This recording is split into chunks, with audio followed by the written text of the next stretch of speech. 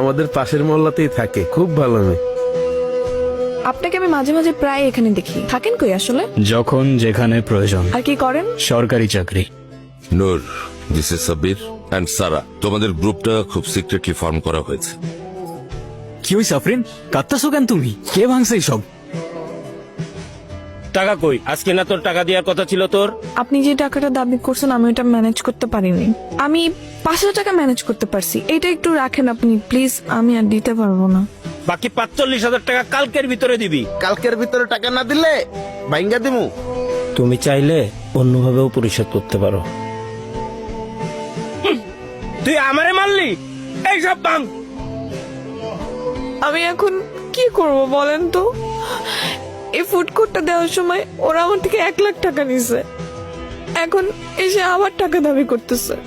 আমি কোত্থেকে দিব এত টাকা? এই ফুড কোর্টটা কত কষ্ট করে দিছে শুধু আমি জানি। আমার এতদিনের কষ্ট সব কিছু ভেঙে দিয়ে গেল। ওরা তোমাকে সেকেন্ড টাইম আর কখনো ডিস্টার্ব করতে আসবে না, আমি তোমাকে কথা দিচ্ছি। এখন চোখটা মোছো প্লিজ। তোমার ফ্যামিলিতে কে কে আছে? কেউ নেই, আমি একা, অনাথ আমি। আমারও কেউ নেই। তোমারও কেউ নাই হয়ে গেল? হ্যাঁ সিরিয়াসলি, আমি তো 8 বছর পর্যন্ত একটা অরফানেজেও ছিলাম, শান্তিকুটির অরফানেজ। কি বললা? কি? অরফানেজটার নাম কি বললা? শান্তিকুটির। তোমার মিতালি ম্যামকে মনে আছে? হ্যাঁ, কিন্তু তুমি তাকে কিভাবে চেনো? তুমি কোন সাল পর্যন্ত ছিলা? ফেব্রুয়ারি 2004 পর্যন্ত ছিলাম। ও, আর আমি 2005 এসেছিলাম। একটুর জন্য দেখা হলো না। ওয়েল, এখন দেখা হয়ে গেল।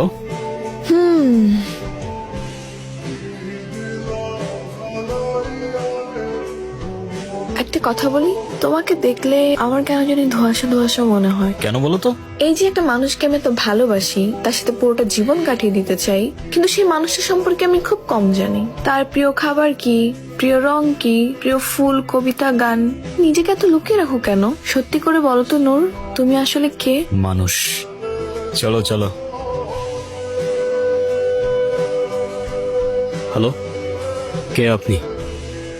আপনাকে একটা কথা বলি, আমার পিছু নেওয়া ছেড়ে দিন, আপনারই মঙ্গল হবে। কে ফোন দিছিল? কি নিয়ে টেনশন করতেছো? তোমার নাম যেন কি? তোমার কথা আমি অনেক শুনেছি। You are a good man. Thank you sir.